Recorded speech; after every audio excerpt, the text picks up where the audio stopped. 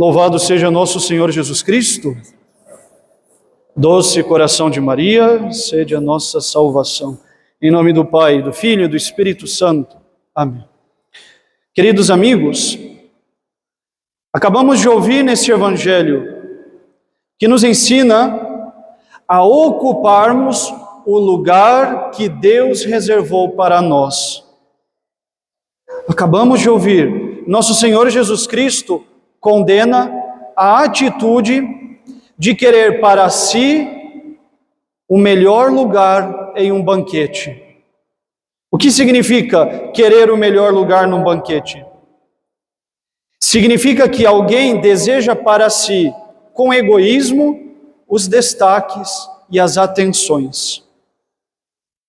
E aí nós nos perguntamos, o que faz com que um homem, ou algum de nós aqui, cada um de nós, se creia digno de ser prestigiado e honrado pelos outros, de ser sempre o centro das atenções?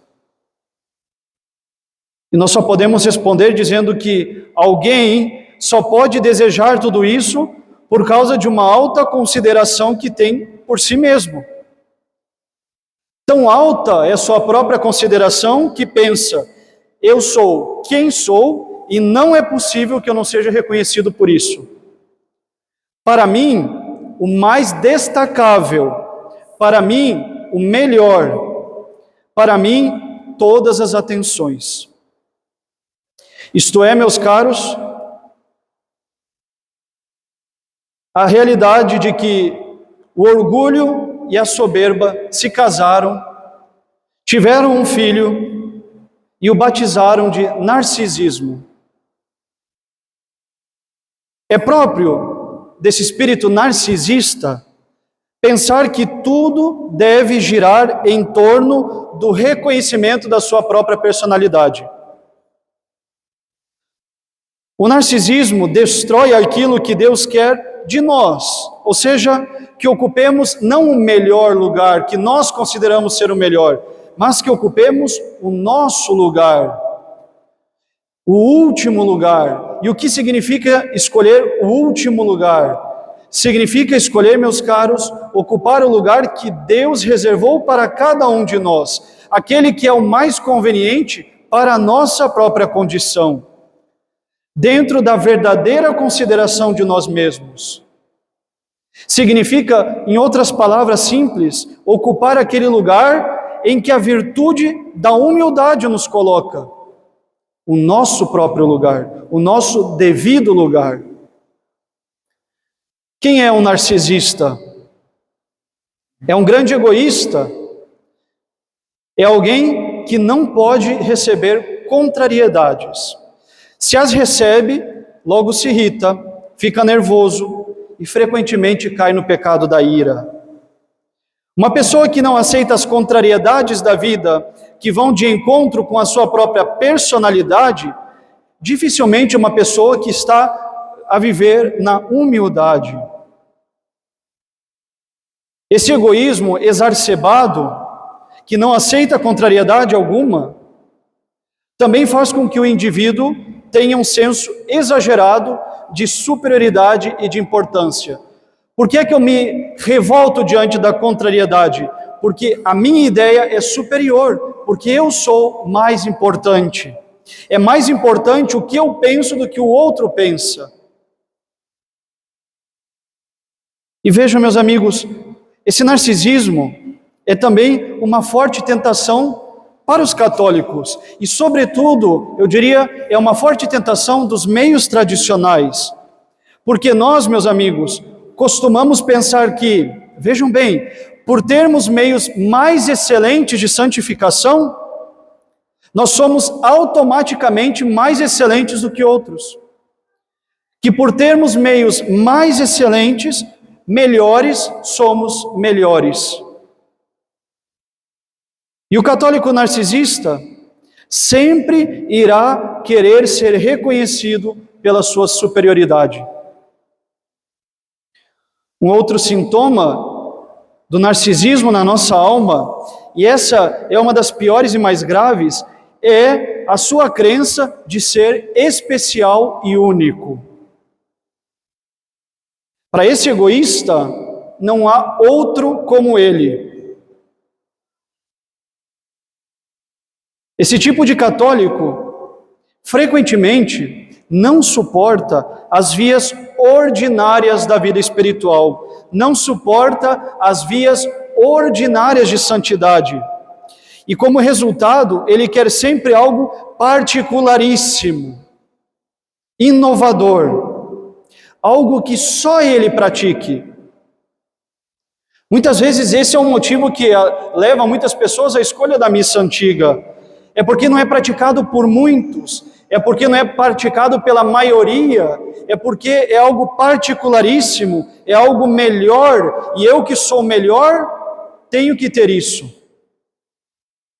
Afinal de contas, ele é um católico único, ele é singular, ele é especial, ele não pode ser santo como os outros, ele não pode se santificar rezando o terço como todo mundo, não pode se santificar indo à missa frequentemente como todo mundo, não pode se santificar com a meditação frequente, ele precisa de algo especial. Isso quando não são as revelações, acreditar em algo que não é todo mundo que acredita, são os escolhidos que acreditam nisso. Ele faz da sua vida espiritual algo de particularidades. Portanto, esse católico narcisista, ele precisa de meios tão únicos e especiais quanto ele para se salvar.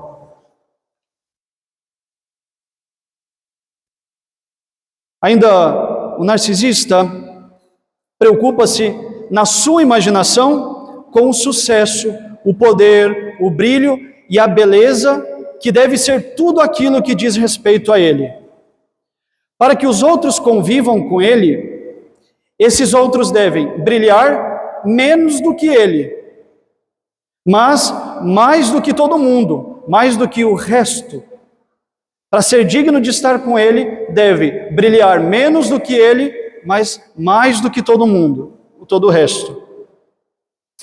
E frequentemente, este narcisista, ele ilude-se de uma vida perfeita.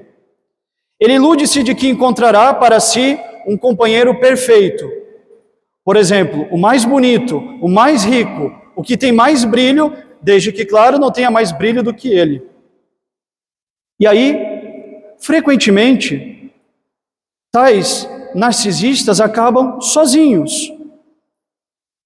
Porque tudo na vida de um narcisista é, com muita frequência, decepção. Porque a pessoa perfeita, para ele, não o quer. Já que, no fundo, o narcisista ele não quer alguém, mas ele quer alguém que seja eco e reflexo dele mesmo. É como diz o ditado: Narciso acha feio tudo aquilo que não é o espelho. O narcisista tem também o dom de monopolizar as conversas. Numa discussão, ele sempre vai querer mostrar que ele sabe de tudo e que a opinião dele existe sobre cada e detalhada coisa e é sempre uma opinião superior. Se de alguma maneira ele recebe uma formação, é sempre para contribuir, nunca para perguntar e aprender. Ele tem sempre a tendência de menosprezar as pessoas que ele acaba por considerar inferiores a ele.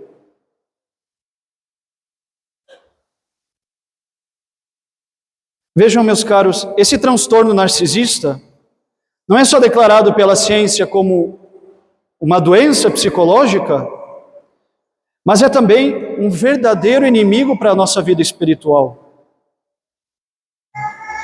No interesse infindável de sempre buscarmos os melhores lugares, ou seja, os que mais brilham para nós mesmos, a consequência é que nós abandonamos frequentemente a virtude da humildade.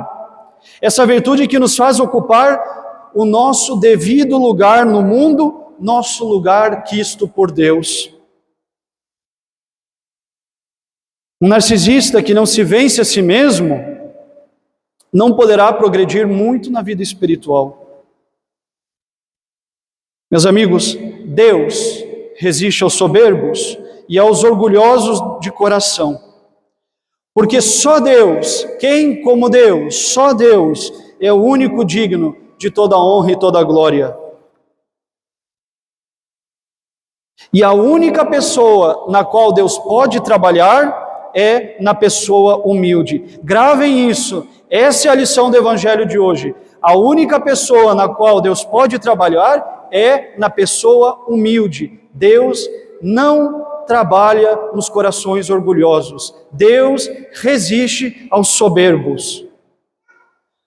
Quanto mais ocuparmos o lugar que Deus quer e reserva para nós, ou seja, quanto menos buscarmos o lugar de mais destaque e de mais brilho, e a humildade é esse lugar, tanto mais Deus poderá fazer grandes coisas em nós. Foi assim, meus amigos, com a Virgem Maria, a mulher perfeita. O poderoso fez nela grandes coisas, porque ele olhou para a humildade de sua serva. É o que ela diz, é o que ela canta no Magnífica. O narcisismo, esse vício egoísta, filho do nosso orgulho e da nossa soberba, nos arruinará. Pois, como diz o Evangelho, aquele que se exalta será humilhado.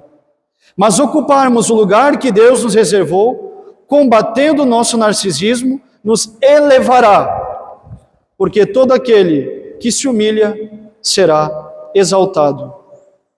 Louvado seja nosso Senhor Jesus Cristo, doce coração de Maria, em nome do Pai, do Filho e do Espírito Santo. Amém.